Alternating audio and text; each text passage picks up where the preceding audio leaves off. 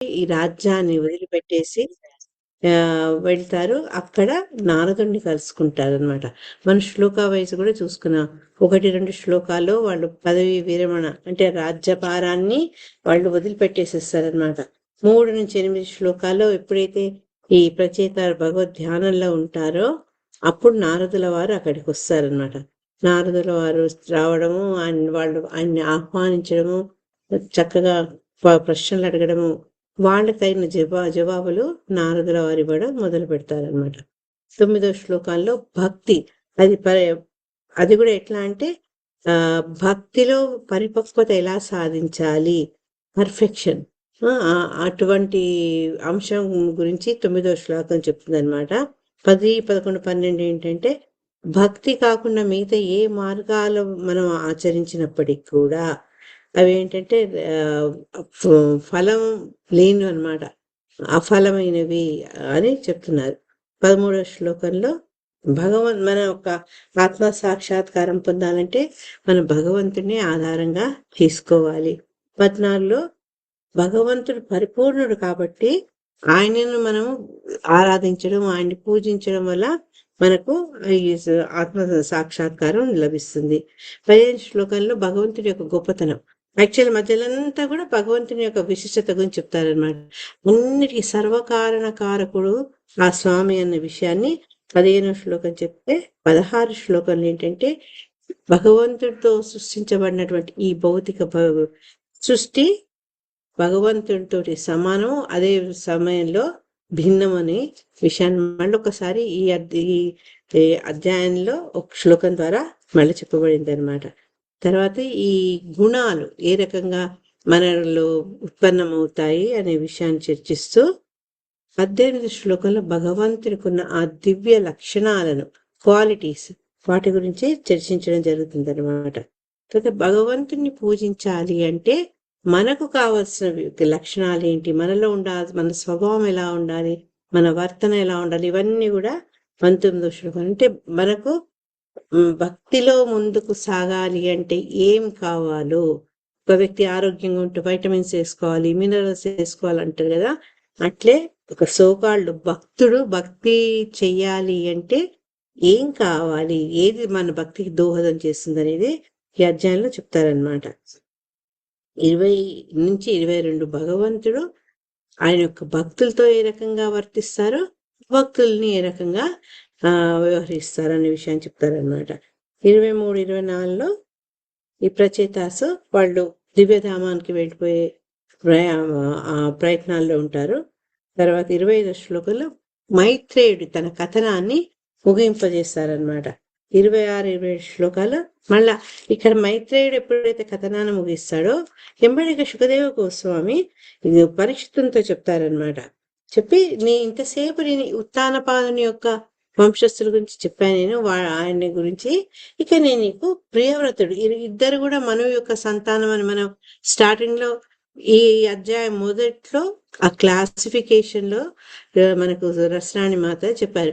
ఎంతమంది కుమారులు, ఎంతమంది కుమార్తెలు, వాళ్ళ గొప్పతనం ఏంటి, వాళ్ళు ఎవరిని పెళ్లి చేసుకున్నారు, ఇవన్నీ వివరాలు మనకు చెప్పినారు. జినియాలజీ అంటారు, ఆ వంశ పారంపర్యం గురించి. దాంట్లో ఫస్ట్ ధ్రువుడు ఉన్నందువల్ల అనే ఉత్తానపాదుడి గురించి చర్చించారనమాట.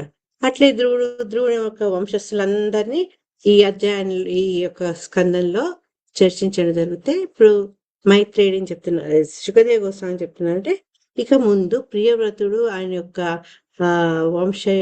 వంశంలో ఉన్న వాడి గురించి వివరించబోతున్నట్టుగా మనకు చెప్తారనమాట.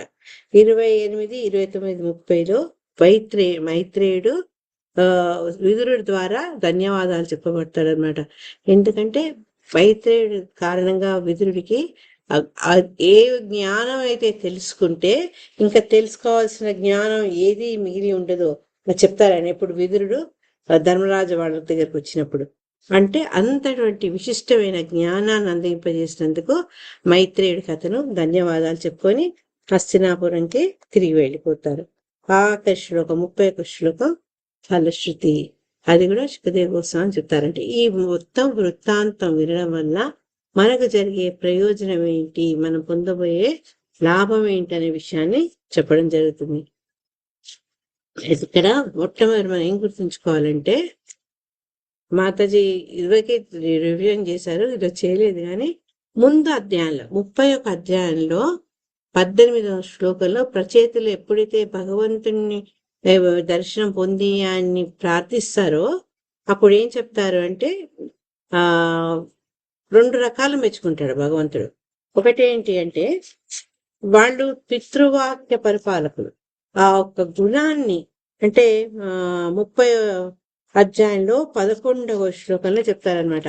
వాళ్ళు ఈ రోజుల్లో మనకు అట్లాంటి పితృవాక్య పరిపాలకులు మనకు కనపడరు. వాళ్ళ విశిష్ట గుణాన్ని ఏం చెప్పారంటే, మీ తండ్రి ఆజ్ఞలను మీరు ఆనందంతో హృదయంతో స్వీకరించి శ్రద్ధగా దాన్ని నెరవేర్చారు. కొన్నిసార్లు వింటాం కానీ దాన్ని మనం ఆచరించం. కానీ ఇక్కడ ఈ ప్రచేతాలు ఏం చేశారు, తండ్రి ద్వారా ఇచ్చినటువంటి ఆజ్ఞని శిరస వహించి నెత్తిలో పెట్టుకొని, అంటే అంత ప్రాముఖ్యత ఇస్తారనమాట వాళ్లకు. అది ఇచ్చి తర్వాత శ్రద్ధగా ఆయన యొక్క ఆజ్ఞను నెరవేర్చారు. కాబట్టి మీ యొక్క చరిత్ర అంటే ఈ ప్రచేతుల యొక్క చరిత్ర ప్రపంచమంతా కూడా చాలా ప్రఖ్యాతి పొందుతుంది అని భగవంతుడు స్వయంగా ప్రచేతులతో చెప్తారనమాట. తర్వాత ఇంకేం చెప్తారు అంటే, సరే ఈ సంభాషణ పరంపరలో అనేక ఎన్నో విషయాలు చర్చించినాక ప్రచేతులకు ఏం చెప్తారంటే, మీరు వివాహం చేసుకొని ఆ అమ్మాయిని ఆనందంగా గృహస్థ జీవనం గడపండి. కొన్ని వేల సంవత్సరాలు అంటే 10 లక్షలని ప్రిసైజ్గా చెప్పారు. 10 లక్షల సంవత్సరాల ద్వారా ఉండి ఈ గృహస్థాశ్రమాన్ని చాలా ఆనందించి తర్వాత ఏంటి అంటే ఇంకా మీరు వాటి పట్ల విముఖత పెంచుకొని మీరు ఆ రాజ్యాన్ని ఛేదిస్తారు, అడవులకు వెళ్తారు అని ఆయన చెప్తారనమాట. ఆ విషయాన్ని మనం గుర్తుంచుకుంటూ ఇక్కడ వీళ్ళు ప్రచేతాలు ఏం చేస్తారు, ఆ ప్రచేతల యొక్క పాలన ముగిసినాక జరిగిన పరిణామాల గురించి మనం తెలుసుకుందాం. మొట్టమొదటి శ్లోక మైత్రేయ ఉవాచ తత ఉత్పన్న విజ్ఞాన ఆశ్వదోక్షజ భాషితం స్మరంత ఆత్మజే భార్యా విసృజ్య ప్రావ్రజన్ గృహాత్. హరే కృష్ణ. చదవండి అమ్మా.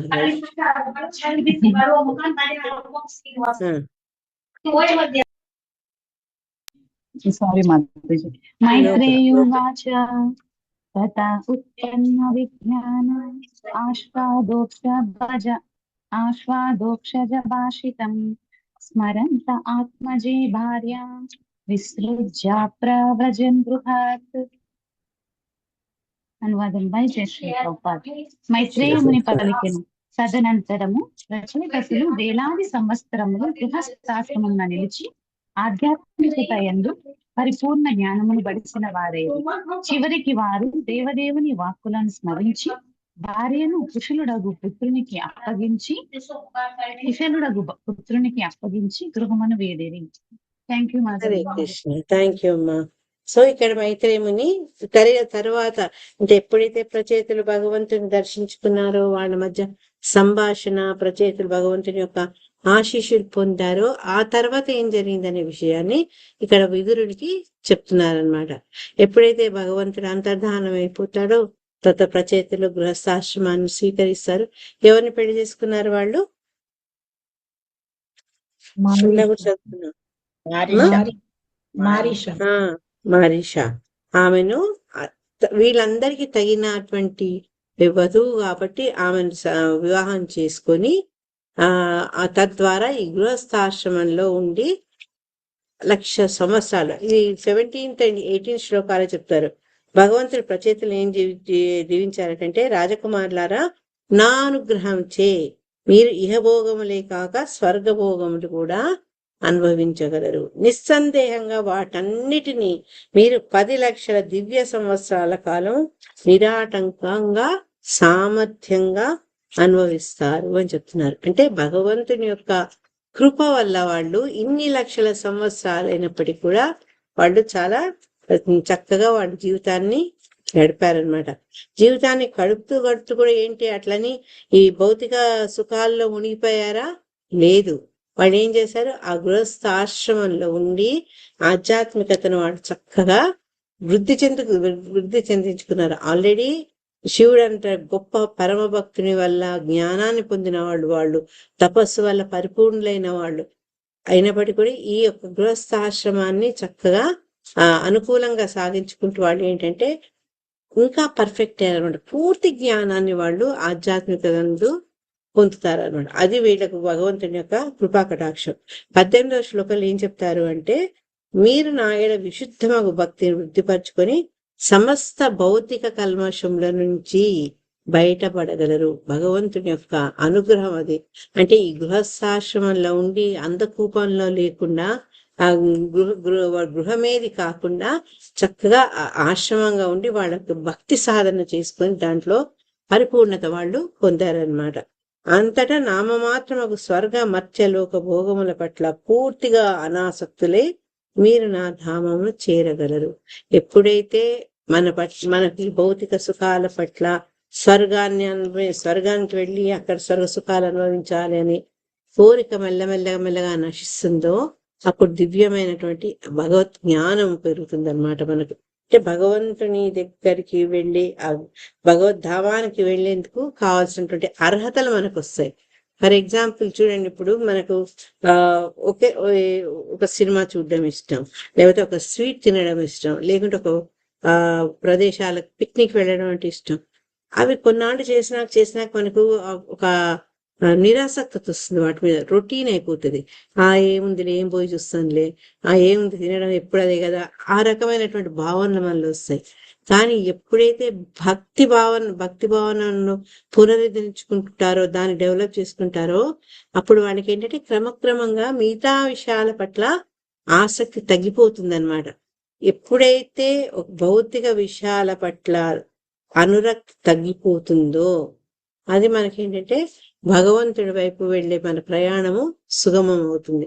2 పడవల్లో కాలు పెట్టి వెళ్ళడం కష్టం మనకు. కాబట్టి ఎప్పుడైతే ఈ భౌతిక విషయాల పట్ల మనకు డిటాచ్మెంట్ వస్తుంటే భగవత్ విషయాల పట్ల, భగవంతుడి పట్ల మనకు అటాచ్మెంట్, అనుబంధం పెరుగుతూ ఉంటుంది అనమాట. అది భక్తి జీవనంలో ఉండే గొప్ప లక్షణం మనకు. అందుకని వీళ్ళు ఏంటంటే ఎప్పుడైతే ఇన్ని సంవత్సరాలు గృహస్థాశ్రమంలో ఉన్నారో అదంతా అయిపోయినాక వాళ్ళు భగవంతుడు ఏదైతే ఈ 17-18 శ్లోకాలు చెప్పారో, చాలా చెప్పారు, వాళ్ళ మధ్యలో మంచి సంభాషణ జరిగింది, మళ్ళీ అంతా నేను చెప్పట్లేదు.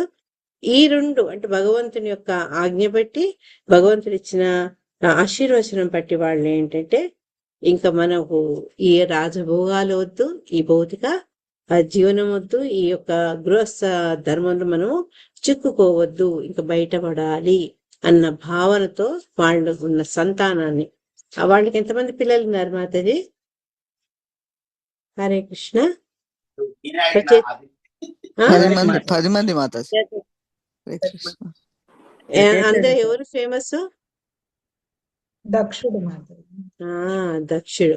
అటువంటి దక్షుడు ఎవరైతే వాళ్ళ భార్య యొక్క బాధ్యతను స్వీకరించేందుకు అనువైన వాడు దక్షుడు, ఆయనకు ఒప్పచెప్పి గృహాన్ని వదిలేందుకు నిశ్చయించుకున్నారు. మనం ఇప్పటిదాకా 4వ స్కందంలో ఆఖరిలో ఉన్నాం. మీకు ఎవరైనా గుర్తున్నారా అట్లా గృహాన్ని వదిలిపెట్టి భార్యను ఒకళ్ళకు అంటే సంతానానికి ఒప్పచెప్పి వెళ్ళిన వాళ్ళు? కర్దమముని మాతాజీ. Very good. కర్దమముని ఎవరికి అప్పగించారు?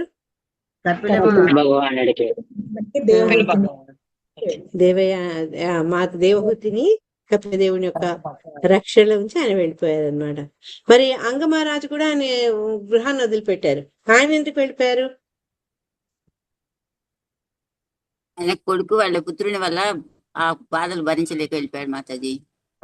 వెళ్ళిపోయాడు. ఎందుకంటే ఆయన యొక్క చర్యల వల్ల ఆయన మనసు చాలా కలతపడుతుంది అనమాట. ఎంత గొప్ప వంశంలో ఉండి ప్రజలకు సేవ చేయాల్సిన వాడు ఇటు ప్రజాపీడితుడు అయిపోయాడు అని చెప్పి ఒక విరక్తితోటి వెళ్ళిపోతాడు అనమాట. తర్వాత కూడా ఒక సన్నివేశంలో అతను రాజ్యాన్ని త్యజించి బయటికి వెళ్ళిపోవడము, అతని వెంబడి భార్య కూడా వచ్చి ఆయన్ని సేవ చేయడము, తర్వాత అతను మరణించినప్పుడు బాధపడుతుంటే అంతరాత్మ వచ్చి నేను నీ ఫ్రెండ్ని నువ్వు నన్ను గుర్తుపట్టలేదా అని అడిగి ఆమెకు చెప్తాడనమాట. నువ్వెవరు అదే.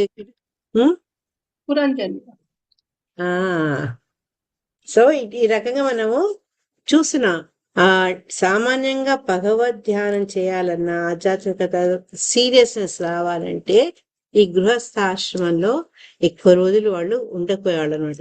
ఎందుకంటే గృహస్థ జీవనంలో మనం చిక్కుకొని కొన్నిసార్లు మా యొక్క ప్రభావంలా మన అల్టిమేట్ మనం వెళ్ళాల్సిన గమ్యం ఏదో మర్చిపోతాం అనమాట. రసరాణి మాత చెప్పింది కదా, పిల్లల ముద్దు ముద్దు మాటల్లో, భార్య చూపించే ప్రేమలో ఒక జీవి ఏంటంటే తను ఎటు వెళ్ళాలి అనేది, తన యొక్క గమ్యం ఏంటనేది మర్చిపోతాడు. గృహస్థాశ్రమంలో ఉన్న డేంజర్ అది.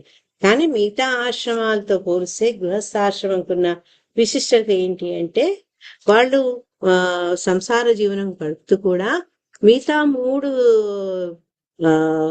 ఇవి ఏమంటారు 3 రకాల వాళ్ళను అంటే బ్రహ్మచర్య ఆశ్రమాల వాళ్ళను ఆదరిస్తూ గృహస్థాశ్రమంలో ఉంటూ కూడా ఒక ఆశ్రమంలో ఒక ఋషి ఏ రకంగా ఆధ్యాత్మికంగా ముందుకు వెళ్తాడో అదే రకంగా సామాన్య జీవి గృహస్థాశ్రమంలో ఉంటూ సాధన ద్వారా భక్తిలో ముందుకు వెళ్ళొచ్చు అనమాట. అదే మనకున్న అడ్వాంటేజ్ ఏంటంటే ఏది త్యజించక్కర్లేదు. మిగతా 3 ఆశ్రమాలకు స్త్రీతోటి సంభోగం అనేది నిషేధించబడింది. కానీ ఇక్కడ అన్ని రకాల ఆనందాలు పొందుకుంటూ కూడా క్రమంగా భగవంతుని వైపు అడుగులు వేసే అవకాశం మనకు గృహస్థాశ్రమంలో ఉంటుందన్నమాట. శిలా ప్రభుపాదుల వారు ఈ పరపోట్లో ఎక్కువ అదే చెప్పారనమాట. అంటే ఏ ఆశ్రమాలు ఏ రకంగా ఉంటాయని చెప్పుకుంటూ మనిషి మొట్టమొదటి ఆశ్రమం ఏంటంటే బ్రహ్మచర్యం. బ్రహ్మచర్యంలో ఏం చేయాలి అంటే కేవలం మామూలు మన భాష చెప్పాలంటే స్టూడెంట్ లైఫ్. స్టూడెంట్గా ఉన్నవాడు చేయాల్సిన పని ఏంటి? చదువుకోవాలి. విద్యను అతను అభ్యసించాలన్నమాట. ఆ విద్యను అభ్యసించేటప్పుడు వేరే డిస్టర్బెన్స్ ఉండకూడదు. అంటే మనస్సు ఇటు అటు చలించకుండా శ్రద్ధగా విద్యాభ్యాసమే చేయాలి. అది ఈ రోజుల్లో కూడా మనం చాలా చూస్తుంటాం. అందరికి ఇప్పుడు కంప్లైంట్ ఏంటి, ఈ మొబైల్స్ వచ్చినాయి, పిల్లలు సరే చదవట్లేదు, నెట్ వచ్చింది, దాంతో వీడు కాన్సన్ట్రేషన్ ఉండట్లేదు. ఇవన్నీ మనకు కంప్లైంట్లు అనమాట. అంటే ఎందుకు అంటే ఒక విద్యార్థి ఏం చెయ్యాలో అది కాక మిగతా వైపులకు అతని యొక్క దృష్టి మళ్ళుతుంది అనమాట. అయితే యాక్చువల్గా మన వేదిక్ కల్చర్లో ఏంటంటే బ్రహ్మచారి ఎందుకు చదవాలి, ఏంటి చదవాలి అంటే ఆధ్యాత్మిక విలువలు పెరిగేలాగా అతను విద్యాభ్యాసము చేయాలన్నమాట. ఎందుకు ఆధ్యాత్మిక విలువలు ఉండాలి అంటే ముందు తను బ్రహ్మచర్య స్థితి నుంచి మిగతా ఆశ్రమాల్లో అడుగు పెట్టినప్పుడు దానికి కావలసినటువంటి జ్ఞానము అతను పెంచుకొని ఉండాలి. విలువల్ని జ్ఞానాన్ని పెంచుకొని ఉండాలన్నమాట. ఎట్లయితే ఈతకు వెళ్ళిన వాడు ఈతకు వెళ్లే ముందు సరైన దుస్తులు, సరైన ఏమంటారు కళ్ళద్దాలు పెట్టుకోవడము, టోపీ పెట్టుకోవడం అని చేస్తాడు కదా. అదే రకంగా ఈ జీవితంలో ముందుకు వాళ్ళేటప్పుడు పూర్తిగా తయారీగా ఉండాలి. అంటే బ్రహ్మచర్యం పాటిస్తూ అతను ఆధ్యాత్మిక విలువలు కలిగినటువంటి విద్యను అభ్యసించాలి అని చెప్తున్నారు. చెప్పి ఈ ఇప్పుడు ఏదైతే మనం ఆధునిక విద్యా విధానంలో సెక్స్ ఎడ్యుకేషన్ అని చెప్పి అమ్మాయిలు అబ్బాయిలు కలిసి చదువుకోవడము ఇవన్నీ ఉన్నాయి కదా, ఇవన్నీ కూడా అసలు వైదిక నాగరికతలో వాటన్నిటిని నిషేధించారనమాట. బ్రహ్మచారి ఎప్పుడు కూడా కేవలము వాళ్ళ బ్రహ్మచారులతోనే కలిసి జీవించాలి. తర్వాత అన్యమైనటువంటి ఆకర్షణలు వాడి మీద ఉండకూడదు. ఇప్పుడు కూడా మీరు మాయపూర్ అవన్నీ పోయి చూడండి. మాయపూర్లోగిన వాళ్ళు అసలు టకటకలో తలం చేసుకొని వచ్చేస్తారు. మంగళాకు వీటన్నిటి కంపల్సరీ వాళ్ళు రావాలి. అటెండెన్స్ వస్తూ రికార్డులో వాళ్ళు సంతకం పెట్టాలి. కొంచెం లేట్ అయితే పరిగెత్తి వస్తారు. వాళ్ళంతా కఠినంగా అన్ని నియమాలు పాటిస్తూ ఆధ్యాత్మిక విలువలు పెంచే ప్రయత్నం అధ్యాపకులు చేస్తారనమాట. వాళ్ళకి అంతేగాని ఈ విద్య నేర్చుకోవాల్సిన సమయంలో పరస్పర ఆకర్షణలు, తర్వాత వాళ్లకు ఇంకా ఈ మైత్ర సుఖం అనుభవించడం అనే ఆలోచనలు రాకుండా ఉంచాలి అని చెప్పి శిలా ప్రభుపాద చెప్తారంటే ఈ రోజుల్లో ఇటువంటి ఆలోచనలు పెంచుతున్నారు అంటే ఇది మోడర్న్ ఎడ్యుకేషన్. హరే కృష్ణ. ఈ మోడర్న్ ఎడ్యుకేషన్ వల్ల వచ్చే దోషము అని చెప్తున్నారు అనమాట. అది రావడం మూలంగా మనకి ఏమవుతుంది అంటే మీరు పేపర్స్ ని చూడండి, 12 ఏళ్లకు 14 ఏళ్లకు సంతానానికి జన్మనిస్తున్నారు పిల్లలు. ఎందుకంటే వాళ్ళకు జీవితం యొక్క విలువ తెలియకపోవడము, ఆధ్యాత్మికమైనటువంటి విద్యను అభ్యసించకపోవడం వల్ల ఏంటంటే ఎట్లయితే పండు పక్వానికి రాకముందు మనం దాన్ని ఉపయోగించుకుంటామో అదే రకంగా వాళ్ళ పరిణితి రాకముందే వాళ్ళు ఏంటంటే ఈ మోడర్నిజంలో ఏవైతే చేయకూడదో అవన్నీ కూడా చేస్తున్నారు అనమాట. శిలా ప్రభుపాద దానికి ఏమంటున్నారు, దీని వల్ల వర్ణ సంకరం అవుతుంది. ఆ వర్ణ సంకరం గురించి భగవద్గీతలో అర్జునుడు ఎంతో బాధపడతాడు. కానీ ఈ రోజుల్లో ఏంటంటే ఈ వర్ణ సంకరం ఎందుకు అవుతుందంటే ఆ నియమాలు వాళ్ళు పాటించట్లేదు. ఎప్పుడైతే ఇటువంటి విలువలు లేని జీవితం వల్ల వచ్చే పిల్లలు వీరన్నిటి మూలంగా ఏంటంటే ప్రపంచంలో పరిస్థితి అధ్వానంగా ఉంది. మన ప్రసాద్ మాతాజీ ఒక ఇన్సిడెంట్ చెప్పినాక ప్రభు దాని గురించి 2 రోజులు బాధపడ్డారు. అంటే ఎట్లా అంటే మతాంతర వివాహాలు, కులాంతర వివాహాలు కూడా ఇప్పుడు నడిచిపోతుంది. కానీ మతాంతర వివాహాలు చేసుకుంటే తర్వాత పుట్టబోయే సంతానంకి వాళ్ళకి ఏ మతానికి చెందిన వాళ్ళు ఉంటారు, వాళ్ళకి వైదిక సంస్కృతి గురించి ఎలా అవగాహన వస్తుంది? ఇప్పుడు ఇవన్నీ తలుచుకొని అనే బాధపడుతుండే. ఆ అవగాహన లేదు కాబట్టే వీళ్ళేంటి అంటే చిన్న వయసులోనే వివాహాలు చేసుకోవడం, వాళ్ళ చదువు సంధ్య పూర్తి కాకముందే సంతానం కనడం, తర్వాత పెళ్లి పెటాకులు అన్ని జరిగిపోవడం, ఇవన్నీ కూడా జరుగుతున్నాయి అన్నమాట. కానీ అవన్నిటిని నివారించాలి అంటే మన వైదిక సంస్కృతిలో చెప్పినట్టు చాలా రిస్ట్రిక్టెడ్ గా నియమ నిబంధనలు పాటించుకుంటూ బాలికలు ఇది కేవలం బ్రహ్మచారులు అంటే ఒక్క మగపిల్లలకే కాదు, ఆ బ్రహ్మచర్యం అనేది ఆడపిల్లలు కూడా అట్లా ఆ రకమైనటువంటి జీవనాన్ని వాళ్ళు గడుపుతూ సమయం వచ్చేటప్పటికి వాళ్ళలో పరిణితి వచ్చినప్పుడు అప్పుడు వివాహ వ్యవస్థ ద్వారా ఒకళ్ళనొకళ్ళు అర్థం చేసుకొని సంతానాన్ని పొందుతూ ఈ గృహస్థ జీవనాన్ని వాళ్ళు పాటిస్తారు. అది కూడా అందుకే ఆశ్రమం అన్నాం. ఆ గృహస్థాశ్రమంలో ఎప్పుడైతే వాళ్ళకి సత్సంతానం కలుగుతుందో ఆ సంసారం సాగిస్తూ మెల్లగా ఏంటంటే అందులో మునిగిపోకుండా సుడిగుండంలో చిక్కుకొని లోపలికి వెళ్ళిపోకుండా భగవంతుడిపై ధ్యానాన్ని పెట్టుకొని భక్తి గురించి అన్వేషణ చేస్తూ నేనెవరిని, నాకు భగవంతుడికి ఉన్న సంబంధం ఏంటి, నా జీవనానికి పరమార్థం ఏంటి అని ఆ రకమైన భావనతో ఏంటంటే ఈ సంసారం నుంచి బయటికి పడి వానప్రస్థకు వెళ్ళాలన్నమాట.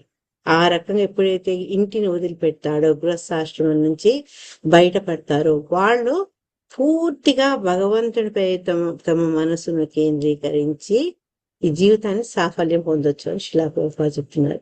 ఇంట్లో ఉండి చేయలేమో మాతాజీ అంటే చేయగలము, కానీ దానికి ఒక పరిధి ఉంది. ఇంట్లో ఉన్నప్పుడు మన గృహస్థ జీవితంలో ఉన్నప్పుడు ప్రతి వ్యక్తి ఒక స్త్రీ ఉందనుకోండి, తల్లిగా, భార్యగా, కోడలుగా, బిడ్డగా, ఈ రకంగా అనేక పాత్రలను నిర్వహించాల్సి వస్తుంది. ఇవన్నీ నిర్వహణలో తన భక్తికి పూర్తిగా సమయాన్ని కేటాయించలేదు. మనందరికీ తెలుసు ప్రాక్టికల్ గా మనకు అంత సాధ్యం కాదు. మనం చేస్తున్నాం, వీలైనంత మనం చేస్తున్నాం, కానీ పూర్తిగా భక్తిలో లీనమైపోవాలి అంటే ఈ గృహం నుంచి దూరం జరగాలి అని చెప్పి అది ఆడవాళ్ళకు ఎప్పుడు అడ్వైస్ చేయలేదు. ఇప్పుడు ఆధునిక భక్తులు కూడా కొందరు అట్లా వానప్రస్థం తీసుకొని ఇంటి నుంచి దూరంగా ఉంటున్నారు. కానీ మనం నాన్న సాంప్రదాయంలో ఏంటంటే ఇంట్లో ఉంటూ మెల్లమెల్లగా భగవంతుని జ్ఞానాన్ని పెంచుకోవాలి. స్త్రీలకైతే, జెంట్స్ అయితే వాళ్ళు బయటికి వెళ్ళొచ్చు అనమాట. భార్య యొక్క అనుమతితోటి వాళ్ళు బయటికి వెళ్ళొచ్చు. ఇక్కడ శిలా ప్రభుపాద ఏం చెప్తున్నారంటే ఎవరైతే స్ట్రిక్ట్ గా బ్రహ్మచర్యాన్ని పాటిస్తూ ఈ తపస్సు జీవితాన్ని పొందుతారో ఆ రకమైనటువంటి వర్తనతోనే భగవంతుణ్ణి అర్థం చేసుకోగలము, భగవంతుని యొక్క గొప్పతనాన్ని పూర్తిగా అర్థం చేసుకోగలము. అంటే ఎప్పుడైతే మనం పూర్తి భౌతిక వాంఛలతో భోగాలతో ఉంటామో, గుహా వేషణమై ఉంటామో మనకు భగవంతుని యొక్క తత్వం అంత సులభంగా అర్థం కాదు. ఎప్పుడైతే వాటన్నిటి నుంచి దూరం వస్తామో అప్పుడు భగవంతుని మనం అర్థం చేసుకోవచ్చు అని చెప్తూ, అసలు భగవంతుని ఎందుకు అర్థం చేసుకోవాలంటే భగవంతుడు ఎవరో తెలియకపోతే మన జీవితానికి పరిపూర్ణత లేదు. కాబట్టి ప్రతి ఒక్కళ్ళు కూడా ఈ భౌతిక ప్రపంచంలో వచ్చిన ప్రతి ఒక్కళ్ళు కూడా భగవంతుడు ఎవరు అన్న విషయం, మన స్థానం ఏంటి అనే విషయం తెలుసుకోవడం చాలా చాలా అవసరం అన్నమాట. అందుకని ఇంత తిరిగి మళ్ళీ శిలా ప్రభుపాద ఏం చెప్తున్నారంటే, ఎప్పుడైతే పిల్లలు పెద్దవాళ్ళు అవుతారో అంటే భార్యను బాధ్యతగా తీసుకునే దక్షత వాళ్ళలో కలుగుతుందో అప్పుడు వాళ్ళకు అప్పజెప్పి భర్త ఈ ఇంటిని వదిలిపెట్టి తనలో ఉండే భక్తిని, కృష్ణ భక్తి భావాన్ని పెంచుకునేందుకు ఆయన ఇంట్లోంచి బయటికి వెళ్ళాలి అని చెప్తున్నారు అనమాట. ఏదైనా కూడా ఏంటంటే సడన్ గా రాదు, కృత్రిమంగా రాదు. అది చక్కగా మెల్లమెల్లగా స్టెప్ బై స్టెప్. ఇక్కడ ఏం చెప్పారంటే పరిపక్వ జ్ఞానాభివృద్ధి అంటే ఒక్కసారి ఒక ఎమోషనల్ గా కాకుండా అది చక్కగా మనము ఆచరిస్తూ దాంట్లో పరిణితి పొందినప్పుడు మనం ఎప్పుడైతే మనకు సరైన జ్ఞానం అభివృద్ధి చెందుతుందో దాని మీద మనం గృహాన్ని ఎప్పుడు వదలాలి, గృహస్థులో ఎప్పుడు ఉండాలి అనేది చెప్తుంటారు అనమాట.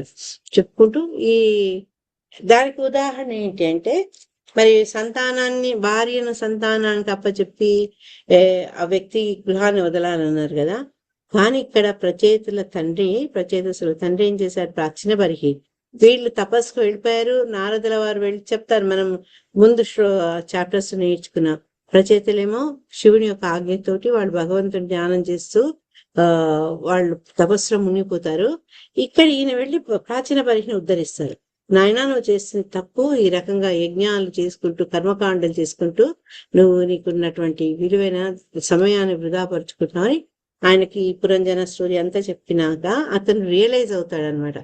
ఎప్పుడైతే తను ఈ రకంగా తన జీవితాన్ని వృధా చేసుకుంటున్నాడు ఈ భౌతిక విషయాల ద్వారా అని తెలుసుకొని వెంబడి అతను ఆ రాజ్యాన్ని అతను విసర్జిస్తాడు. కానీ మరి ఇంకా కుమారులు రాలేదు అడవికి. మనమైతే మా అబ్బాయి వచ్చేదాకా ఆగుతామండి.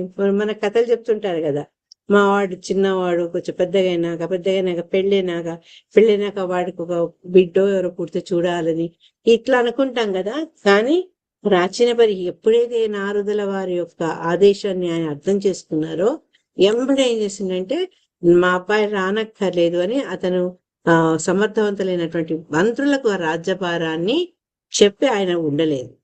ఉంటే మళ్ళీ ఏంటి, పెళ్లి చేసుకొని వస్తారు. పెళ్లి చేసుకొని వచ్చినాక మళ్ళీ ఆయనకు సంతానం అవుతుంది.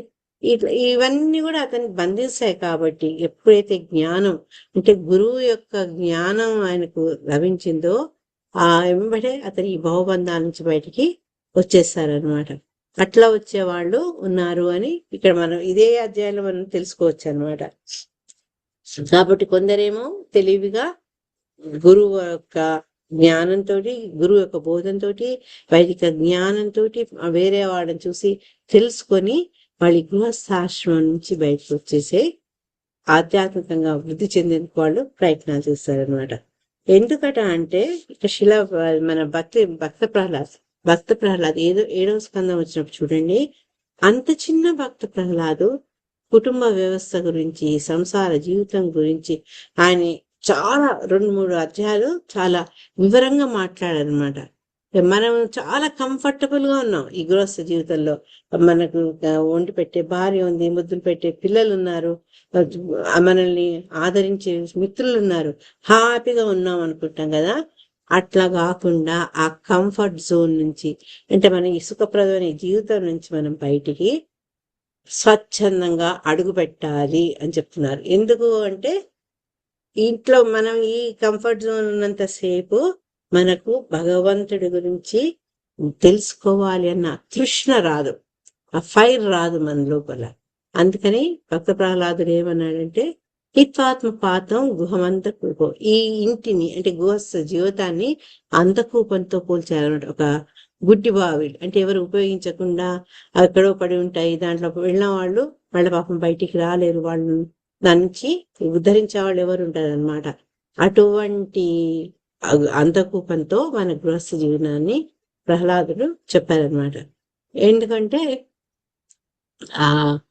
ఈ సుఖాలు ఇవన్నీ వదులుకొని ఏ వ్యక్తి అయితే ముందుకు వెళ్తారో ఆ భగవంతుని అన్వేషణలో, దాంతో అతను ప్రయోజనాన్ని పొందుతాడు. కానీ ఇదే నాకు చాలా హ్యాపీగా ఉంది, నేను నా ఇల్లు నా పిల్లలు నా వాళ్ళు అనుకుంటాం అనుకో, దానివల్ల ఏంటంటే మనలో ఉండే ఆత్మజ్ఞానం అది వృద్ధి పొందదు, రివర్స్ అవుతుంది అనమాట. అందుకే దాన్ని ఆత్మపాతం అన్నారంటే మన ఆత్మను నశింపజేయనటువంటి ఈ బంధాలు, ఈ జీవనం, గృహస్థ జీవనం అది ఎట్లా ఉంటుంది అంటే ఈ అడవుల్లో జంతువులు పట్టుకునేందుకు ఈ మొండి బావుల మీద గడ్డిను ఆకులు పెడతారు. పాపం దాని మీద ఆశ కొద్దీ వచ్చిన జీవి అది తినబోతూ ఆ జంతువు కాస్త అందులో పడిపోయి పాపం తన జీవితాన్ని, తన స్వతంత్రాన్ని కోల్పోతుంది అనమాట. అదే రకంగా ఎవరైతే ఈ కుటుంబ జీవనంలో హ్యాపీగా ఉన్నాం అనుకుంటారో, ఆ కంఫర్ట్ లో ఉంటారో, వాళ్ళు ఏంటంటే భగవంతుని యొక్క జ్ఞానంలో ముందుకు వెళ్ళలేరు. కాబట్టి ఏంటంటే నువ్వు కృష్ణ కాన్షియస్నెస్ లో ముందుకు వెళ్ళాలి అంటే ఈ కుటుంబ జీవనం నుంచి కొంత అనాసక్తి పెంచుకోవాలి, దాని నుంచి దూరం జరగాలి. ఓవర్ అటాచ్మెంట్, అరే మాతాజీ అట్లా అంటున్నారు, నాకు పిల్లలు భర్త వీళ్ళంతున్నారు కదా, వాళ్ళ మీద అటాచ్మెంట్ పెట్టుకోవద్దంటే అటాచ్మెంట్ పెట్టుకోవాలి, కానీ ఓవర్ అటాచ్మెంట్ ఉండకూడదు. మనము భగవంతుడి పట్ల అటాచ్మెంట్ పెంచుకునే ప్రయత్నాలు చేస్తూ ఇక్కడ ఏంటంటే మన ఒక విధిని మనము సక్రమంగా పరిపాలించాలి. అంతేగాని అదే నా జీవితం అనుకుంటూ మనము వృధా చేసుకోవద్దు. అది మనకు ఈ వేదాలు, మన గురువులు చెప్పేది అదనమాట. మనకి ఈ ఆశ్రమం కూడా మన భగవంతుడి యొక్క భక్తికి సాధనం చేసే ఒక అవకాశం. కానీ దాన్ని మనం మర్చిపోయి మనం పూర్తిగా ఈ బంధాల్లో చిక్కుకున్నాం అనుకోండి, అప్పుడు భగవంతుడి పట్ల మనకు ఆసక్తి ఉండదు, దానికోసం చేసే ప్రయత్నాలు చేయాలన్నటువంటి కోరిక కూడా కలగదు. కాబట్టి గృహస్థుని యొక్క స్థితి కొంచెం కేర్ఫుల్ గా చూసుకోవాలి. 2వ అధ్యాయంలో 2వ శ్లోకంలో ఏం చెప్తున్నారంటే, ఈ రకంగా బయటికి వెళ్ళిపోయినటువంటి ప్రచేతలు ఎక్కడికి వెళ్ళారు అనే విషయాన్ని ఈ శ్లోకం చెప్తున్నారు.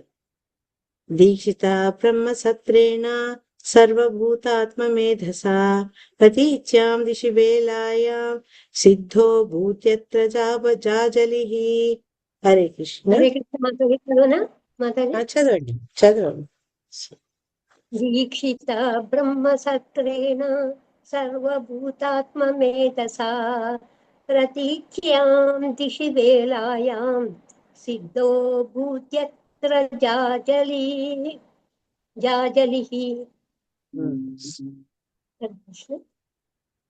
ముక్త పురుషుడైనట్టి జాజలి వసించు పడమటి సముద్ర తీరమును ప్రచేతసులు చేయుడి. సమస్త జీవులేడ సమభావమును కలిగించడి ఆధ్యాత్మిక జ్ఞానం నందు పరిపూర్ణులైన పిమ్మట వారు కృష్ణ భక్తి భావన యందు పూర్ణత్వమును బడసిరి. హరే కృష్ణ. హరే కృష్ణ. ఈ దీంట్లో మనం 2-3 విషయాలు గమనించాలంటే, నేను ఇంకా డీప్ గా వెళ్ళట్లేదు, తాత్పర్యంలో ఏం చెప్తున్నారంటే, మొట్టమొదటి ప్రచేతలు ఏంటి, ఆ రాజ్యాన్ని వదిలిపెట్టి సాధు సంఘం వైపు అడుగు పెట్టారు, అది ఫస్ట్. సెకండ్ ఏంటంటే అందరినీ సమదృష్టితో చూడగలిగినప్పుడు వాళ్ళు ఏంటంటే ఆధ్యాత్మికంగా పరిపూర్ణులైనట్టు. అటువంటి వాళ్ళకి ఏంటంటే భగవంతుని యొక్క భక్తి భావన, కృష్ణ భక్తి భావన అది పూర్ణత్వం పొందుతుంది. ఆ కృష్ణ భక్తి భావనలో పూర్ణత్వం పొందాలంటే ఏంటంటే ఫస్ట్ వాళ్ళు సర్వజీవుల సమానత్వం అనేటువంటి ఆ జ్ఞానంలో వాళ్ళు పరిపూర్ణులై ఉండాలి.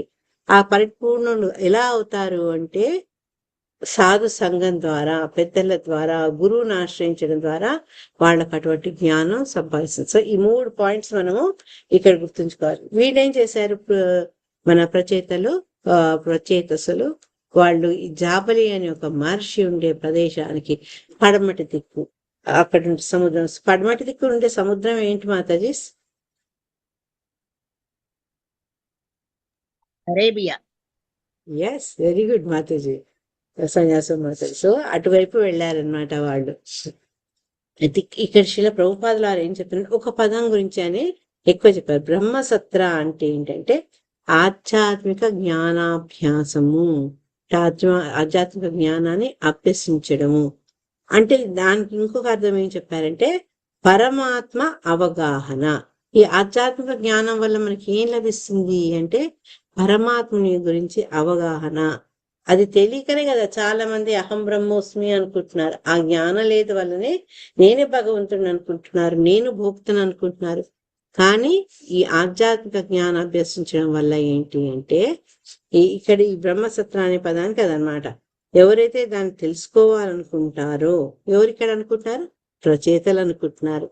ఆధ్యాత్మిక జ్ఞానాభ్యాసం చేయాలి, ఇంకా రాజ్యాన్ని మేము త్యజించామనుకున్న వాళ్ళు ఆ మహర్షులు ఉన్న వైపు అతను వెళ్తారు కదా.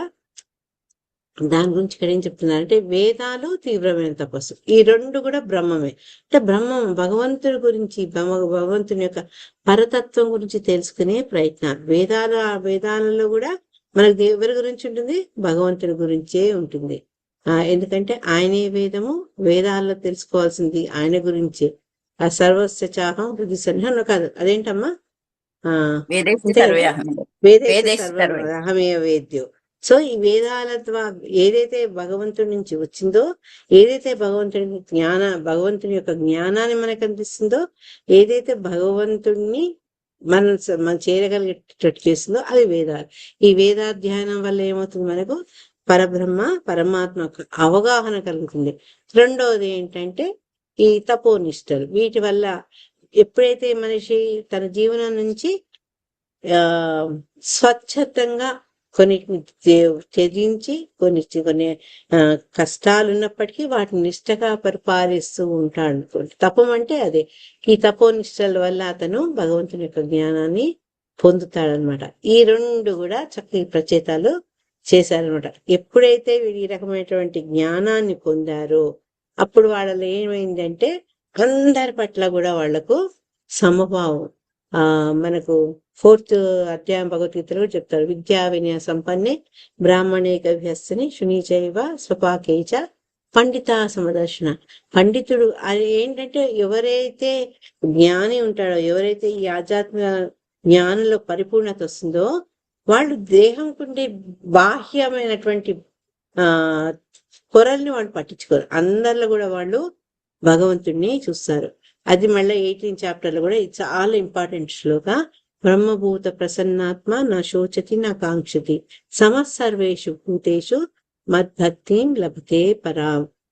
అటువంటి అంటే ఆ భావన అందరిలో కూడా భగవంతుడిని చూసేటువంటి ఆ భావన ఉంటుంది కదా, అది ఉన్నవాళ్ళు వాళ్ళు ఎంతో ఆనందాన్ని, నశోచతి నా కాంక్ష, దేనికి దుఃఖించారో ఏదో కావాలన్న కాంక్ష కూడా వాళ్ళకు ఉండదన్నమాట.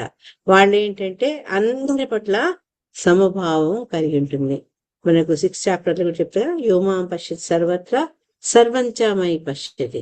అందరిలో భగవంతుడు చూస్తారు, భగవంతుడు అన్నిట్లో ఉన్నాడన్న విషయాన్ని వాళ్ళు అవగాహన చేసుకుంటారు. అటువంటి వాళ్ళు ఏంటి అంటే అందరి పట్ల సమదృష్టితో కలిగి ఉంటారు. తర్వాత అటువంటి స్థితి ఉండడం వల్ల వాళ్లకు ఏం పెద్ద ప్రయోజనం కలుగుతుంది అంటే భగవంతుని యొక్క శుద్ధ భక్తి అతనిలో, ఆ భక్తి భావన అతనిలో కలుగుతుంది అనమాట. భగవంతుని సేవించడం, ఆ శుద్ధ భక్తి చేయడము, అటువంటి లాభం ఎప్పుడు వస్తుందంటే సర్వజీవుల్ని సమానత్వంతో చూడడము, తర్వాత వేరే అన్య విషయాల పట్ల కోరిక వాంఛన లేకపోవడము, తర్వాత దేని పట్ల తనకు పొందలేదు అన్న దుఃఖాన్ని ప్రదర్శించకూడదు. ఇవన్నీ ఉన్నవాడనమాట ఆ బ్రహ్మభూత ప్రసన్న, ఎప్పుడు ఆనందంగా ఉంటాడనమాట. ఇక్కడ ఏం చెప్తున్నారంటే ఎప్పుడైతే మనం స్పిరిచువల్ గా అంటే ఆధ్యాత్మిక పరంగా మనం అడ్వాన్స్ అవుతామో, అంటే ముందుకు వెళ్తామో, పురోగమతి చెందుతామో, అటువంటి వాళ్ళు జీవుల మధ్య ఉండే భేదాన్ని, వ్యత్యాసాన్ని అతను కాంచాడనమాట. ఎందుకు అంటే అతని యొక్క మానసిక స్థితి వీటన్నిటినీ దాటిపోయి ఉంటుంది. అన్నిట్లో భగవంతుణ్ణి అతను చూడగలుగుతాడు అనమాట. ఈ బాహ్యమైనటువంటి చెప్పాం కదా, బాహ్యమైనటువంటి తొడుగును అతను గమనించాడు అనమాట. దేహంలో ఉండేటువంటి ఆత్మను గమనిస్తాడు. దీనికి చక్కటి ఉదాహరణ ఇద్దరు కూడా ఒకసారి చెప్పారు, నామదేవ్. నామదేవ్ ఏం చేస్తాడు, ఆయన చపాతీ తింటుంటాడు. చపాతీ తింటుంటే ఒక కుక్క వచ్చేసి ఆ చపాతీ తీసుకొని పరిగెత్తుతుంటుంది. మనం అయితే ఏంటి ఆ కుక్కని తిట్టుకుంటూ రాయిస్తే అట్లా చేస్తాం. కానీ నామదేవుడు ఏం చేశారంటే భగవంతుడే ఆ కుక్క రూపంలో వచ్చి తన నుంచి చపాతీ తీసుకొని వెళ్ళిపోతున్నారు అన్న భావంతో, అయ్యో ఎండిపోయింది తింటే నా స్వామి గొంతులో అడ్డం పడుతుందని చెప్పి వెనుక నుంచి ఆ నెయ్యి తీసుకొని పరిగెత్తాడు. స్వామి అది తినకు, దాంట్లో నెయ్యి లేదు, ఏం లేదు, నీ గొంతులో అడ్డం పడుతుంది, నీకు ఇబ్బంది అవుతుంది, ఆగని ఆఖరికి ఆయన ఆ కుక్కను పట్టుకొని దానికి చక్కగా ఆ రొట్టె ముక్కకు నెయ్యి రాసి కుక్కకు స్వయంగా తినిపిస్తాడు. అంటే ఆయన ఒక భక్తిలో ఎంత పరిపూర్ణత చెందాడు కాబట్టి ఒక కుక్క రొట్టె తీసుకోబోతుంటే ఆయన యొక్క రియాక్షన్, ఆయన యొక్క ఏమంటారు రియాక్షన్ కి ఆయన దాంతో ప్రవర్తించిన తీరు అంత ఉన్నతిగా ఉంటుందన్నమాట. ఈ చక్కటి క్లాసిక్ ఎగ్జాంపుల్. ఆయన కేవలం ఆ కుక్క బాహ్య దేహాన్ని కాక దానిలో ఉన్నటువంటి భగవంతుడిని చూడగలిగాడు అనమాట. ఇదే విషయాన్ని శిలా ప్రభుపాద చెప్పుకుంటూ, అటువంటి భక్తుడు మనిషికి, జంతువుకి, బ్రాహ్మణుడికి, చండాలుడికి మధ్య ఎటువంటి భేదం చూడరు. అది మనం చదువుకుందే విద్యా వినయ సంపన్నే.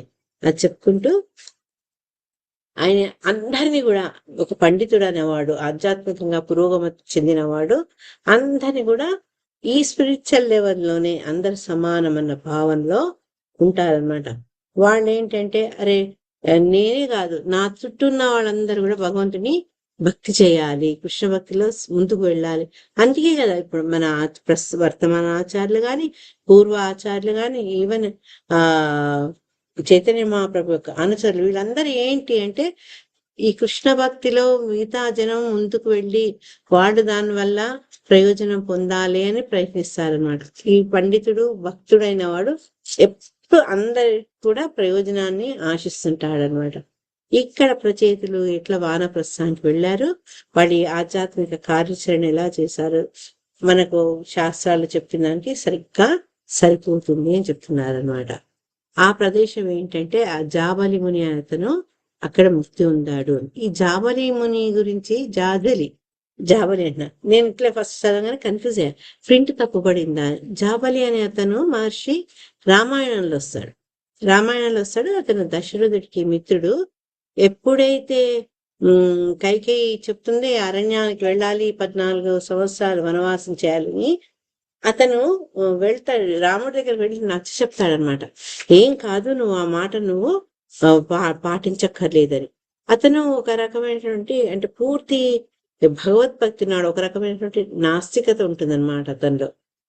అతని గురించి ఆ ప్రస్తావన మనకు రామాయణంలో వస్తే, ఈ జాజలి అనే మహర్షి, జాజలి ముని అనే ప్రసక్తి మనకు మహాభారతంలో వస్తుంది. మహాభారతంలో శాంతి పర్వంలో వస్తుంది. ఒక 2 నిమిషాలు ఆయన గురించి మాట్లాడారు. అంటే అవకాశం వచ్చింది కాబట్టి ఇటువంటి భక్తుల గురించి తెలుసుకుంటే కూడా మనకు మంచిదే.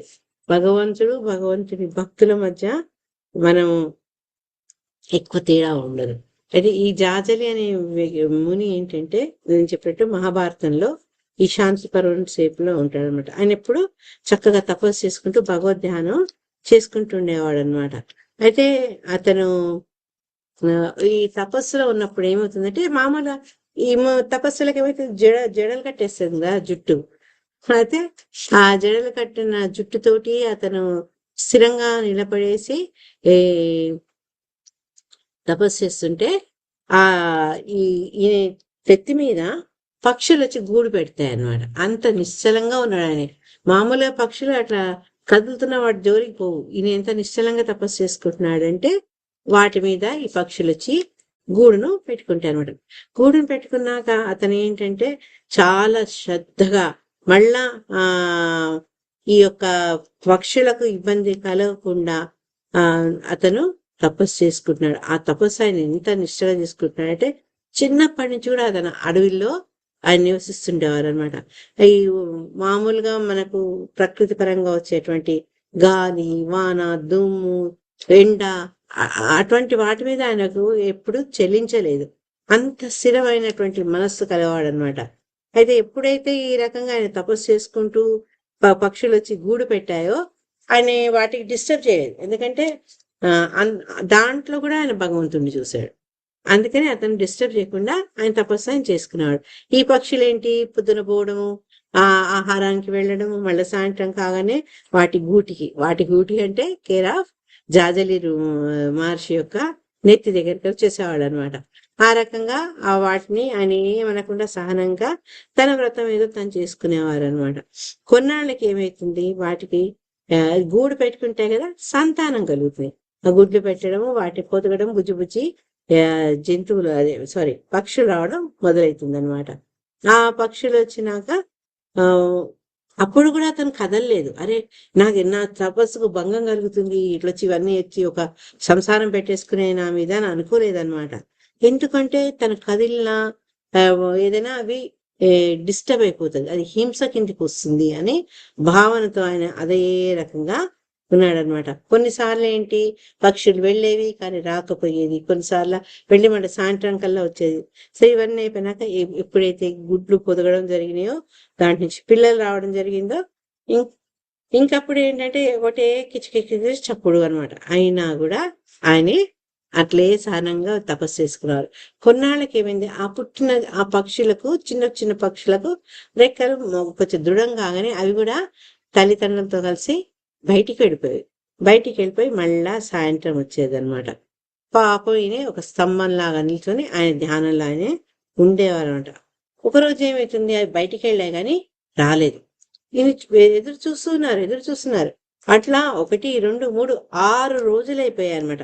6 రోజులు అయినాక అప్పుడు 6వ రోజు సాయంత్రం మళ్ళా పక్షులు వాటి గుటికి తిరిగి వస్తాయి అన్నమాట.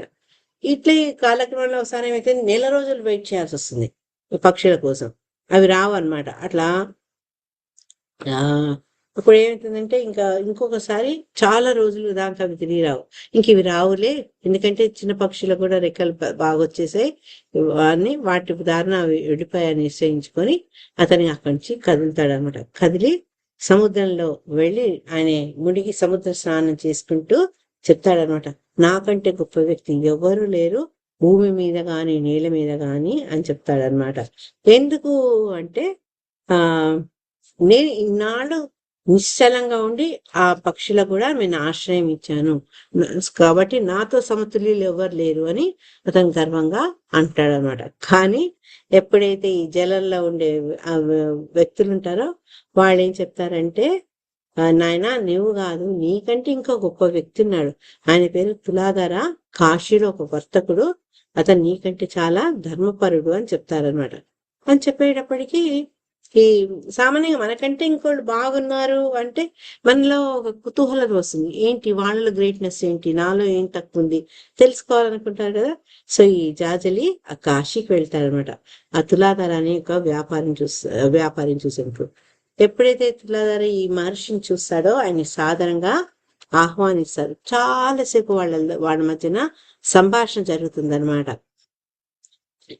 ఈ సంభాషణ ద్వారా ఈ ఋషి తెలుసుకుంటాడు, ఈ తులాధర అనేవాడు నాకంటే చాలా గొప్పవాడు అని చెప్పి. ఇంకోటి ఏంటి, ఎందుకు గొప్పవాడు అంటే అతను తన యొక్క విధి నిర్వహణలో ఎప్పుడు కూడా ఫలితాల గురించి ఆలోచించలేదు. తను ఒక ధర్మంగా ఆ పనులన్నీ అతను సాగించాడు. ఈయన ఏం చేశాడు పాపం, ఈయన కూడా మంచివాడే, తపస్సు చేసుకున్నాడు, ఆ పక్షులకు ఆశ్రయం ఇచ్చాడు. కానీ నేను ఇలా చేశాను అన్న ఒక కొంత అహంభావం ఆయనలో వచ్చింది అనమాట. అప్పుడు ఇతను ఒప్పుకుంటాడు అనమాట, తనకంటే అతను గొప్పవాడు అని చెప్పి. ఈ అన్ని ఏ పని అయితే మనం ప్రతిఫలాపేక్ష లేకుండా చేస్తామో దానివల్ల ఏంటంటే మనకు ఒక చేసే పని మీద అటాచ్మెంట్ అది ఉండదు, స్వామిత్వం ఉండదు. అది లేకుండా ఈ వ్యాపారి చేశాడు కాబట్టి ఈ మన జజల మహర్షి తెలుసుకుంటాడు తులాధర తనకంటే గొప్పవాడని. అందుకని ఆయన ద్వారా ఇతను జ్ఞానాన్ని నేర్చుకుంటారనమాట. ఈ రకంగా జ్ఞానాన్ని నేర్చుకుని అదే రకమైన జీవనం గడుతూ అతను ఆఖరికి స్వర్గాన్ని ప్రాప్తిస్తాడనమాట. ఇది ఈ జాజలి అనే వ్యక్తి ముని యొక్క చరిత్ర. సో ఈ రకంగా ఆయన ముక్తి ఎట్లా పొందాడంటే, మనం చేసే కర్మల్లో మన ప్రతిఫలాపేక్ష లేకుండా, దాని మీద స్వామిత్వం లేకుండా ఎప్పుడైతే చేస్తారో ఈ కర్మల నుంచి అతను బంధ విముక్తుడవుతాడు అని చెప్తూ ఇక్కడ ఆఖరికి అంటే ఎవరైనా సరే పర్ఫెక్షన్ రావాలి అంటే, మన భక్తిలో ఆధ్యాత్మికలో పూర్ణత్వం రావాలి అంటే ముక్త పురుషులతో ఎవరైతే ఇటువంటివి స్వానుభవంతో చేసి వాళ్ళు బంధాల నుంచి ముక్తి పొందారో అటువంటి ముక్త జీవులతోటి సాంగత్యం చేయాలి. అందుకే దాన్ని సాధు సంఘం మనకు చాలాసార్లు చెప్తున్నాం. సాధు సంఘ సర్వశాస్త్రతయే లవమాత్ర సాధు సంఘ సర్వసిద్ధి హాయ్. అటువంటి ముక్త జీవులతో కనుక మన సాన్నిధ్యం చేస్తే మనకు కూడా ఆ రకమైనటువంటి మార్పులు మనలో వస్తాయి. అంతేగాని అసంగత వదలాలని ఎందుకు మనకు రూపగోస్వామి చెప్తున్నారు, ఆచార్యులు చెప్తున్నారంటే మన మనసు చాలా ఫ్రెజైల్, అంటే చాలా తొందరగా వేరే వాళ్ళ ప్రభావం, మాయ ప్రభావంకి లోపడే అవకాశం ఉంది. కాబట్టి మన చుట్టూ ఒక రక్షణ కవచం పెట్టుకొని సాధులతోటి మన సంగతి చేసేటట్టుగా ప్రయత్నించాలి. ఇది అమ్మాయి స్టోరీ, జాజలి ముని యొక్క కథ. 3 చెప్పేసి ఆపేస్తాను నేను. తానిర్జిత ప్రాణ మనోవచో దృశో చితాసనాన్ శాంత సమాన విగ్రహాన్ పరేమలే బ్రహ్మణి యోజితాత్మనః సురాసురేభ్యో దదృశే స్మ నారదః. హరే కృష్ణ మాతాజీ. ఓకే, ఓకే మాతాజీ చదవండి. శ్రీ మాతాజీ. హరే కృష్ణ. తానిర్జిత ప్రాణ మనోవచో దృశో జితాసనాం శాంత సమాన విగ్రహాన్ పరేమలే బ్రహ్మణి యోజితాత్మనః సురాసురేభ్యో దదృశే స్మ నారదః.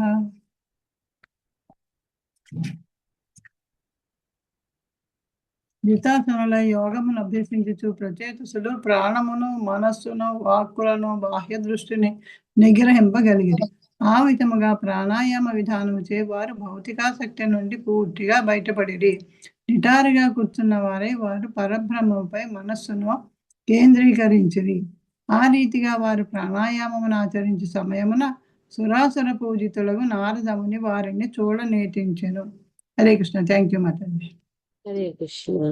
ఈ రకంగా వాళ్ళు ఏంటంటే చక్కటి సత్సంగం ద్వారా వాళ్ళు వాళ్ళ ఉండే ఇంద్రియాలని జయించిన వాళ్ళే, ఇంద్రియాలను అదుపులో పెట్టుకుంటూ యోగాన్ని అభ్యసించడం ద్వారా వాళ్ళు ఏంటంటే అన్నిటినీ వాళ్ళ కంట్రోల్లో తెచ్చుకున్నారనమాట. ఫస్ట్ గృహస్థ జీవితం నుంచి దూరం చేరారు, రాజ్యభారాల నుంచి బయటకు వచ్చేసినా కూడా ఇంకా వాళ్ళు సరైన మార్గంలో ఎట్లా నడిచారంటే ఈ యోగ పద్ధతి ద్వారా మనసును, మనోవాక్కాయలు వీటన్నిటిని కూడా వాళ్ళు నిగ్రహించుకున్నారనమాట. ఆ రకంగా ప్రాణాయామం అంటే మనం ఇప్పుడు చూసిన యోగా క్లబ్లో నేర్చుకునే ప్రాణాయామం కాదు. ఆ ప్రాణాయామం ఏంటంటే అది పతంజలి ద్వారా చెప్పినటువంటి శాస్త్రం.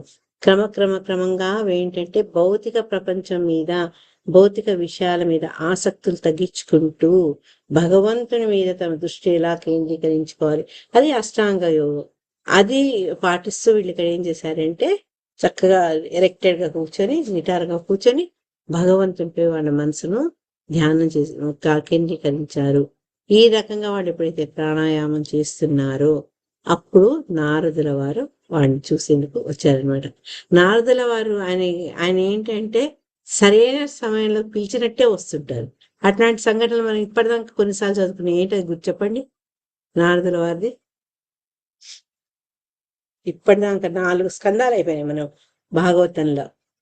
ఎప్పుడెప్పుడు చదువుకున్నా నారద ధ్రువ చరిత్రలో వస్తాడు కదా. ధ్రువుడి దగ్గరికి, అలాగే ఇంకా ప్రహ్లాదుడి దగ్గరికి, అదే వాళ్ళ అమ్మ దగ్గర. అవును, ఇంకా ప్రాచీన బర్హి దగ్గరికి వచ్చారు.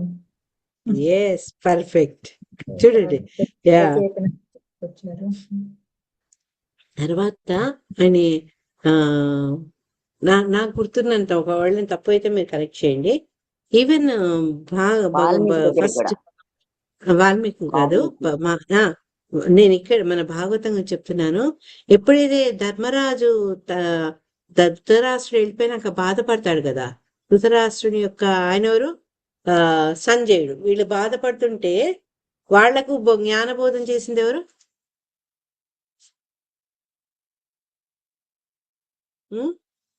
దసరాణి మాతాజీ.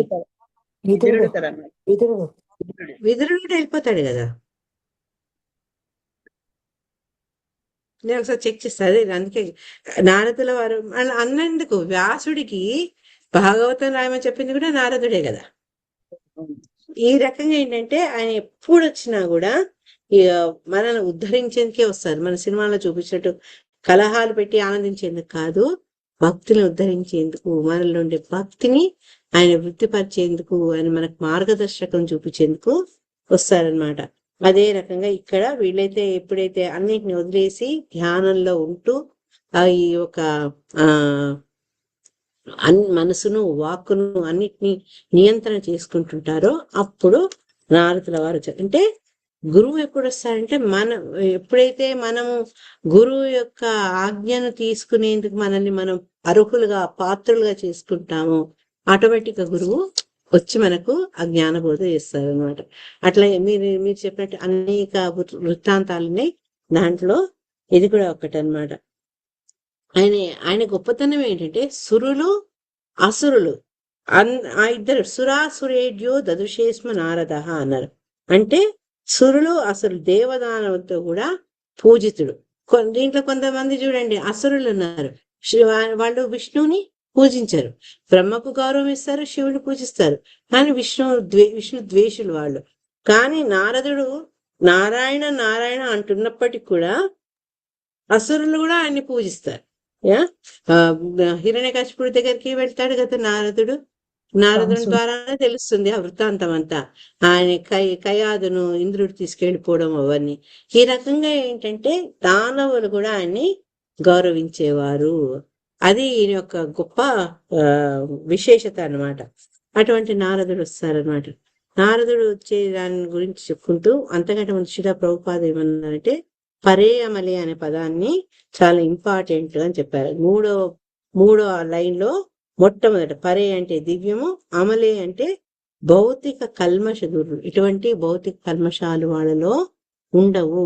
అమలము అంటే ఎటువంటి అప్పుడు నారదుడే వచ్చి వాళ్ళకి చెప్పాడు మాతాజీ. ఇప్పుడు నేను చూసాను మాతాజీ. Thank you. అదే నాకు గుర్తుంది మళ్ళీ, అందుకే నేను పొరపాటేమో అని అందుకే అన్నా. Thank you. Thank you. మనము సామాన్యంగా ఒకసారి ఒక కంటో అయిపోగానే దాన్ని వదిలేదు, మధ్య మధ్యలో చూస్తుండేదంటే మనకి జ్ఞానం ఇప్పుడు ఒకప్పుడు ఫ్రెష్గా ఉంటుంది. లేకపోతే ఒకదాని మీద ఒకటి కిందికే పడిపోయి ఉంటుంది. సో మన మైండ్ ను మనము యాక్టివేట్ చేసుకోవాలి మధ్య మధ్యలో. Anyways thank you Kamalamukhi Mataji. So ఇది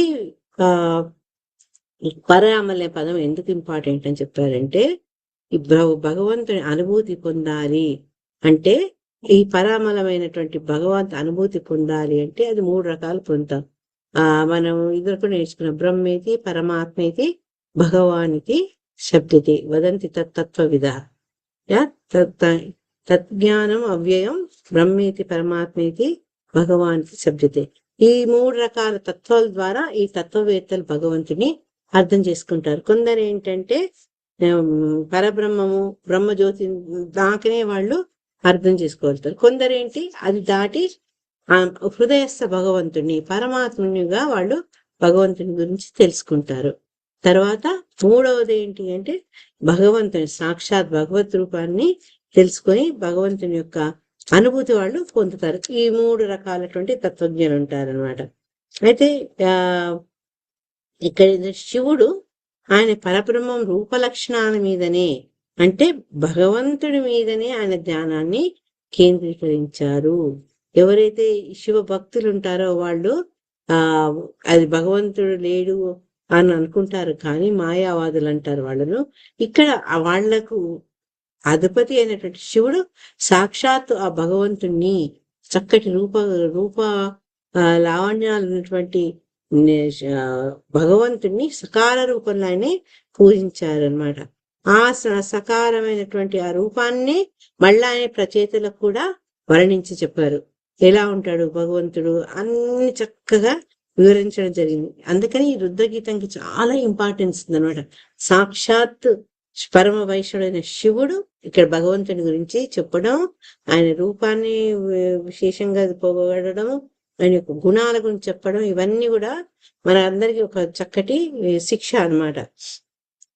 స్నిగ్ధ ప్రావుఢ్య ఘనశ్యామం అంటే భగవంతుని యొక్క రూపం ఎలా ఉందంటే అప్పుడే ఆ ఏమంటారు వర్షించక ముందు ఏ రకంగా ఆ మేఘం ఉంటుందో, ఫ్రెష్ మేఘాలు, వాటిలాగా భగవంతుడు ఉంటారు.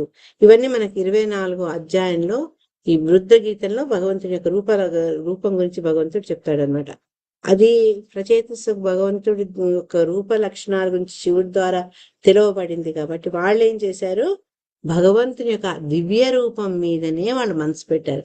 అంటే ఆ నిరాకార బ్రహ్మము లేకుంటే హృదయస్థ పరమాత్ముడు ఇవి కాదు, వాటి స్థాయి పెంచి వాళ్ళు ఏంటంటే భగవంతుని యొక్క రూపాన్ని వాళ్ళు ఆ మనసుతో ధ్యానించారనమాట.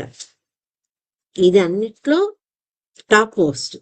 మనం చూసుకుంటే ఆధ్యాత్మిక స్థాయి లెవెల్లో బ్రహ్మేతి పరమాత్మేతి భగవానికి, అంటే ఈ బ్రహ్మజ్యోతి అనే భావన మొదటిదైతే అంతకంటే ముఖ్యమైనది అంతస్థమైనటువంటి భగవంతుని మీద ధ్యానం చేయడం. దానికంటే ఎక్కువ భగవంతుని యొక్క సుందర రూపం మీద మన మనసును ధ్యానం చేయడం అనమాట. అది అన్నిట్లో ఇంపార్టెంట్. దాన్ని ఏం చెప్తున్నారంటే చరమగమ్యము మరి ఆధ్యాత్మిక తుది పలుకు. అంటే ఎవరైతే డివోషన్ సర్వీస్ చేస్తున్నారో ఇంకా దాంట్లో అన్నిటికంటే చివరం ఏంటంటే భగవంతుని యొక్క సకార రూపము, దాని యొక్క గొప్పతనం. ఇక్కడ ఫస్ట్ లైన్లేమో ఫస్ట్ పేరాలో శిలా ప్రభుపాదని చెప్పారు, ఆ సకార రూపంలో భగవంతుని యొక్క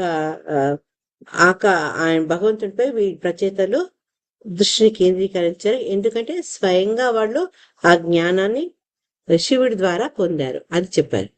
చెప్పుకుంటూ ఈ 3 రకాలుగా భగవంతుని అర్థం చేసుకునే తత్వవేత్తలుగా చెప్పి సెకండ్ దాంట్కి వచ్చినప్పుడు నారదుని గురించి చెప్పడం మొదలు పెట్టారు అనమాట. నారదముని గురించి మనకు తెలుసు, ఆయన ఎక్కడైనా సమస్త లోకాలకు ఆయన ఇష్టం వచ్చినట్టు వెళ్ళిపోవచ్చు అనమాట. ఆయనకు ఎటువంటి వీసాలు, ఎటువంటి కంట్రోల్స్ లేవు. ఎక్కడంటే అక్కడ తను అనుకున్నంత మాత్రాన్ని ఆ ప్రదేశానికి వెళ్ళగలరు. ఇంకోటి ఏంటి, కేవలం నేను దేవతల దగ్గరికే పోతా, భక్తుల దగ్గరికే పోతా అనట్లేదు. కొన్నిసార్లు ఆయన అసురులను కూడా వెళ్ళి వాళ్ళను పలకరించిన సందర్భాలు కనిపిస్తున్నాయి. సో ఈ రకంగా అసురులు కూడా ఆయన్ని గౌరవంగా రిసీవ్ చేసుకుంటారు అనమాట. అందుకని ఈ శ్లోకంలో సురాసురేట్య అన్న పదాన్ని చెప్పడం జరిగింది అనమాట. దేవతలకు దానవులకు ఎప్పుడూ గొడవే, కానీ ఈ నారదునికి మటుకు ఎక్కడ పోయినా వెల్కమే. దేవతల్లో ఒకడు దేవర్షి కాబట్టి అతన్ని ద్వేషిస్తారా అంటే లేదు, అసురులు ఆయనకు గౌరవాన్ని ఇస్తారనమాట. అందుకని ఇక్కడ నారదుని యొక్క విశిష్టతను ఈ దీంట్లో చెప్పడం జరిగింది అనమాట. అయితే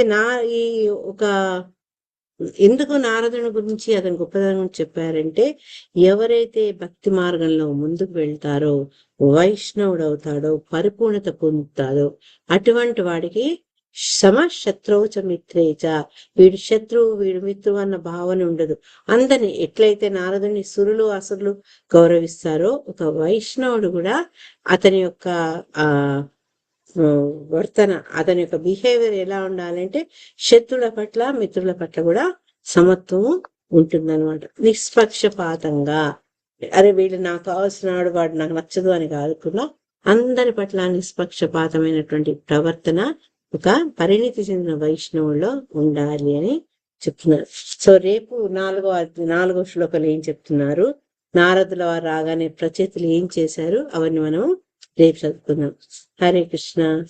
ఈ 3 శ్లోకాల ఏదన్నా మీకు అర్థం కాంది, నేను సరిగా చెప్పదు ఏదనంటే ఒకసారి 2 నిమిషాలు చర్చించుకొని ఆపేసేద్దాం. హరే కృష్ణ. ఎస్ మాతాజీ.